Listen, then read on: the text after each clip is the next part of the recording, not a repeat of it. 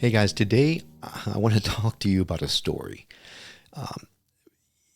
Like everyone else, sometimes I just scroll through social media and every once in a while I get served an ad that I go, it's interesting, but then I screen off of it because most of those things are pretty much junk, right? But every once in a while, I find one that makes me go, wait a second, let me look a little deeper into this. Well, this time it got me. It was what it was pitching me. The ad was pitching me a book, which is weird because usually we get books on Amazon or bookstores or different people's websites and things like that. But this book seemed really interesting. The book is called The Monk and the Butterfly: Stories of Zen and the Art of Change. I don't know if you've gotten served this ad like I have or not, but I was mesmerized because as I was looking through the information of the book, it for some reason called to me. So I'm not ashamed to say that I went ahead and bought it. I did. I bought it and I got it, and it's really it's a bunch of stories, short stories. They're very short that help you to remember things.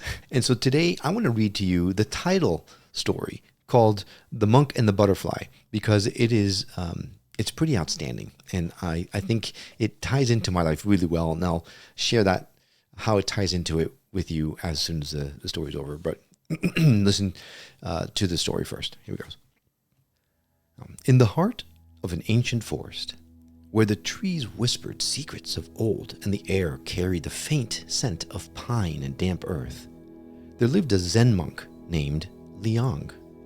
Monk Liang had chosen this forest as his sanctuary, seeking solace in its deep silence and devoting his life to the practice of mindfulness. His days were filled with quiet contemplation, observing the world around him without judgment, and striving to live in each moment with full awareness. But one crisp autumn morning, as the sun's rays pierced through the dense canopy, creating a mosaic of light and shadow upon the forest floor, Monk Liang prepared for his daily meditation. The forest was alive with subtle sounds. The rustle of leaves as the wind passed through, the distant chirp of birds greeting the new day, and the gentle hum of the stream that wound its way through the trees. Liang found a familiar spot beside the stream where the water's rhythmic flow mirrored the calmness he sought within. He sat, legs crossed and hands resting on his knees, allowing the cool air to brush against his skin. His breath became slow and deliberate, each inhale bringing in the crispness of the morning, and each exhale releasing any lingering thoughts of yesterday. His mind cleared, becoming as still as the water before him, unmarred by the passage of clouds in the sky above. As he sat in his deep state of meditation, a butterfly appeared, its wings painted with the vibrant colors of the forest, rich hues of amber, gold, and soft purples. It fluttered by with a gentle grace, seemingly carried on the breeze, moving without effort or intent. The butterfly danced through the air, its flight a perfect harmony of spontaneity and purpose, before it eventually landed softly on Liang's knee. Monk Liang opened his eyes and looked down at the butterfly. He marveled at the delicate creature, noticing the intricate patterns on its wings, the subtle veins that ran through them like the rivers he had once crossed on his travels. He observed the gentle pulse of its body, the fragile stillness with which it held itself, and the soft movement of its antenna as it surveyed its surroundings. In that quiet moment, Liang felt a profound connection with the butterfly. It was not just a fleeting visitor to his meditation. It was a teacher, an embodiment of the very mindfulness he had spent years cultivating. The butterfly lived with such simplicity, free from the burdens of past and future. It moved through the world without concern for what had been or what was to come, existing only in the present moment fully and completely. Liang smiled, the realization settling deep into his heart. In the butterfly's delicate presence, he found a reflection of the mindfulness he sought. The butterfly did not strive to be mindful, it simply was, a perfect example of living in harmony with the present. It did not cling to the past, nor did it fear the uncertainties of the future. Its existence was pure, free, and entirely within the now. As the butterfly took flight again, its wings fluttering softly as it disappeared into the trees, Monk Liang remained seated, his heart filled with a deep sense of peace. The butterfly's lesson resonated within him, and from that day forward, he carried it with him in all he did. He approached each task, whether it was a simple act of sweeping the temple steps or preparing a meal, with full attention and presence. He let go of the need to control or rush through life, understanding that true peace could only be found by fully inhabiting the present. In time, others came to visit the forest, seeking the wisdom of the quiet monk. They noticed the serenity that surrounded him, and they too felt the gentle pull to live more mindfully. Monk Liang would share the story of the butterfly with them, not as a lesson to be learned, but as a reminder of the beauty of simply being, of the peace that comes from living in the moment without attachment to the past or anxiety for the future. And so the forest whispered a new secret, one of a monk and a butterfly, a tale of mindfulness and the simple yet profound joy of living in the present. It was a story carried on the wind, told to all who walked its paths, reminding them that peace, like the butterfly, can be found in the most delicate and fleeting moments if only we take the time to notice. So I love that story, particularly because it really eerily matches an experience that I had when I was younger that kind of started my whole exploration into these metaphysical and spiritual concepts.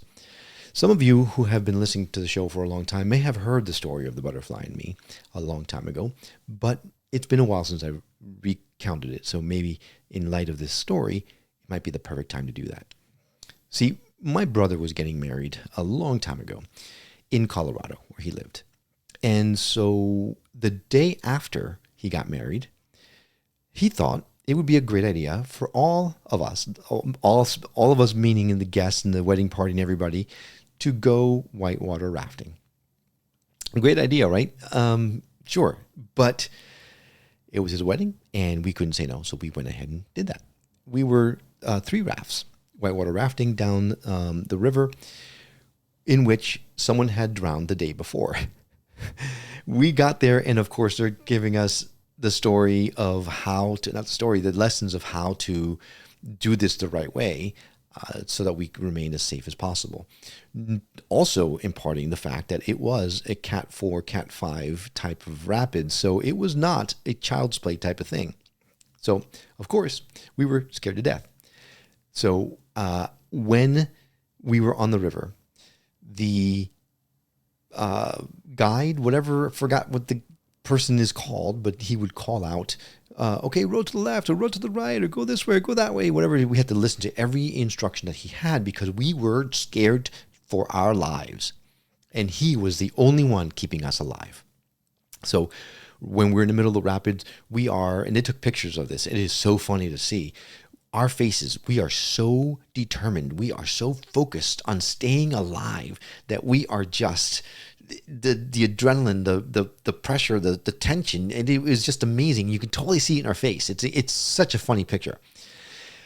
And then as soon as the rapids are done, the river just calms down and suddenly you're in this amazing, peaceful area of the river, having just survived the rapids, and life becomes incredible all of a sudden because you're alive.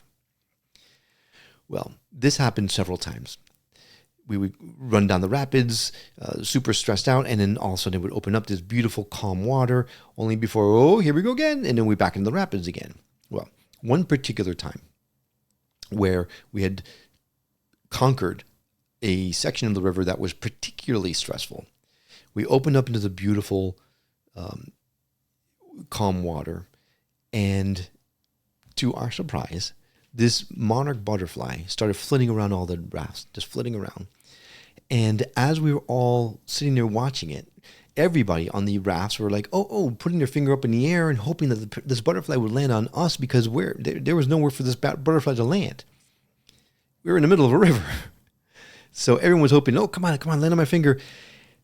Except for me. I knew that it was folly to put your finger up. The butterfly is afraid of landing on anything that is quite so exigent on getting them to land on their finger. So I didn't try to do that until something inside me said to me, and I don't know to this day what it was, but I clearly heard something say, put up your finger. It's going to land on you. And before I knew it, my finger was up. My hand was up over my head. And as I watched that butterfly, well, I'll be damned if it didn't land on my finger. Now, everyone else on the other rafts were yelling out, oh my gosh, that's amazing. How did you get to land on your finger? Oh, I'm so jealous. I heard that after the fact, because in the moment, all that I was focused on was that butterfly on my finger and the connection between that butterfly and me. The whole world went really, really quiet, and nothing existed besides that butterfly and me. And in that moment, it felt like that butterfly and I, not only were we connected, but we were one. We were the same. The peace inside that butterfly matched the peace in my heart, in my soul at that particular point in time. The world did not exist. All that was in existence was us, was me meaning everything around me, including the butterfly, the raft, the other people, the land, the water. Everything was just one. And it was amazing. And just as quickly as that butterfly landed on my finger, after we connected, it had done its job that the universe had sent it to do, and it flittered away. The connection was severed. But that feeling has never left me. And I've strived to find that feeling again since then. And every once in a while, I'll get a snippet, a glimpse of that once again during meditations or on a retreat or when I'm talking to some of our guests. But that complete connection, I've yet to fully experience again. But I did experience it, and I know it exists. I know it's real. And so the story of the monk and the butterfly, as you can tell, really spoke to me. So I guess the moral of the story is to slow down, right? You've heard it 1,000 times before. Live in the moment. We know we're supposed to. But how? How do we do that?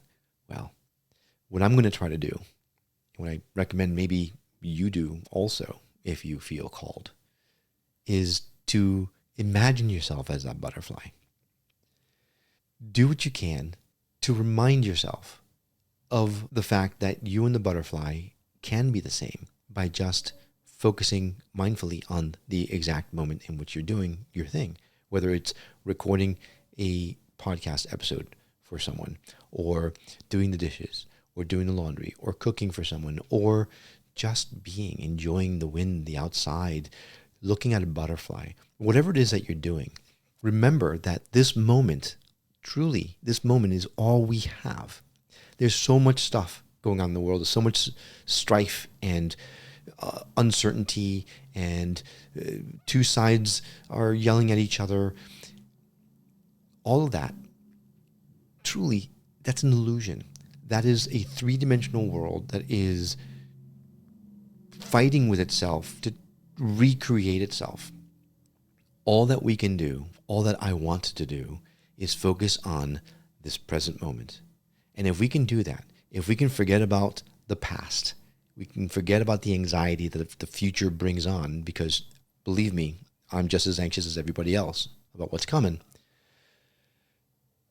When you just live in the present moment, even if it's just for a minute or two, suddenly life is really, really good.